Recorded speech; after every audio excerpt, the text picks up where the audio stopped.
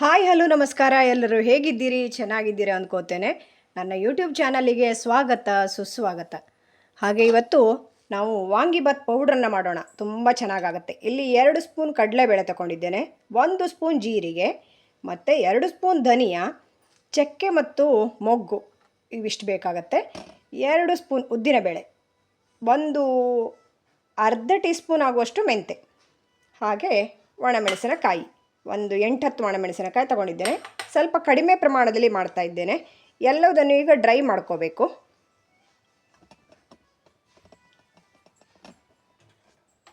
Low ಫ್ಲೇಮ್ನಲ್ಲಿ dry ಮಾಡ್ಕೋಬೇಕು.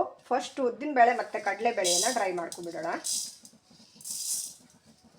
ತುಂಬಾ ಚೆನ್ನಾಗಾಗುತ್ತೆ. ನಾವು ಪೇಟೆಯಿಂದ ತರೋ ಬದಲು ನಾವು ಮನೆಯಲ್ಲೇ ಮಾಡಿಕೊಂಡ್ರೆ ತುಂಬ ಚೆನ್ನಾಗಾಗುತ್ತೆ ವಾಂಗಿಬಾತ್ ಪೌಡ್ರು.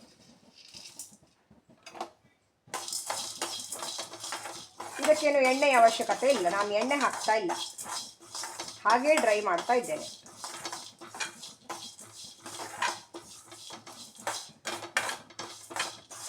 ಮಾಡುವುದು ತುಂಬ ಸುಲಭ.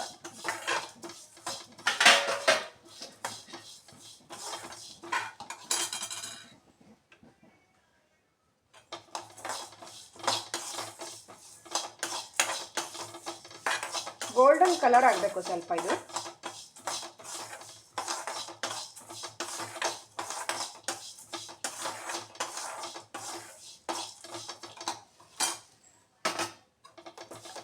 ಹಾಗೆ 1-2 ಲವಂಗನ್ನು ಕೂಡ ಹಾಕ್ತಾ ಇದ್ದೇನೆ.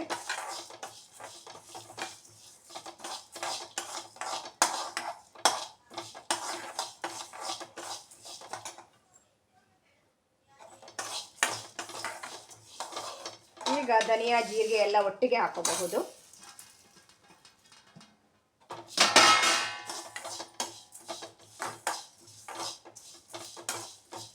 ತುಂಬ ಚೆನ್ನಾಗಿ ಪರಿಮಳ ಬರುತ್ತೆ ನಾವು ಮನೆಯಲ್ಲೇ ಮಾಡಿಕೊಂಡ್ರೆ.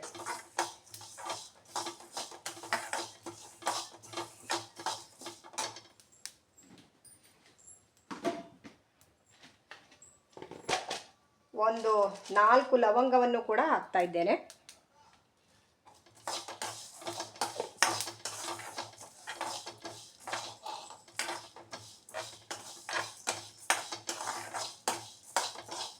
ಈಗ ಇದಕ್ಕೆ ಒಣಮೆಣಸಿನಕಾಯಿನ ಹಾಕಿ ಡ್ರೈ ಮಾಡ್ಕೊಳ್ಳೋಣ.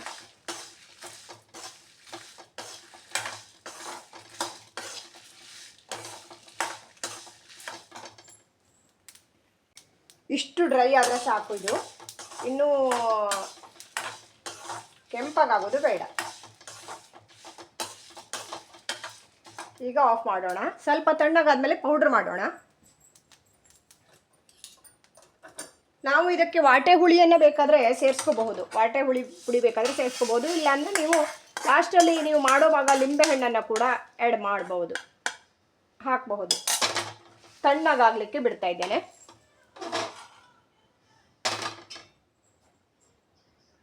ದಯವಿಟ್ಟು ಒಂದು 4-5 ನಿಮಿಷದ ವಿಡಿಯೋವನ್ನು ಎಲ್ಲೂ ಸ್ಕಿಪ್ ಮಾಡಬೇಡಿ ಪ್ಲೀಸ್. ಎಲ್ಲರೂ ನೋಡಿ, ಓಕೆನಾ? ಪ್ರೋತ್ಸಾಹ ಮಾಡಿ. ಹಾಗೆ ಬೆಳೆಯೋರಿಗೆ ಎಲ್ಲರಿಗೂ ಕೂಡ ಸಪೋರ್ಟ್ ಮಾಡಿ, ನೀವು ಕೂಡ ಬೆಳೀರಿ. ಈಗ ಇಲ್ಲಿ ನೋಡಿ, ಪೇಸ್ಟ್ ಮಾಡಿ ಗ್ರ್ಯಾಂಡ್ ಮಾಡಿ ತಂದಿದ್ದೇನೆ. ಫುಲ್ಲು ನೈಸ್ ಪೇಸ್ಟ್ ಆಗಬೇಕು. ಇದು ಚೆನ್ನಾಗಾಗತ್ತೆ ನೋಡಿ ಎಷ್ಟು ಚೆನ್ನಾಗಿ ಬಂತು ಅಂತ. ಎಷ್ಟು ಒಂದು 3 ಸ್ಪೂನ್ 2 ಸ್ಪೂನ್ ಹಾಕ್ಕೊಂಡ್ರೆ ಸಾಕಾಗತ್ತೆ ವಾಂಗಿಬಾತ್ ಮಾಡೋವಾಗ. ತುಂಬಾ ಚೆನ್ನಾಗಾಗತ್ತೆ.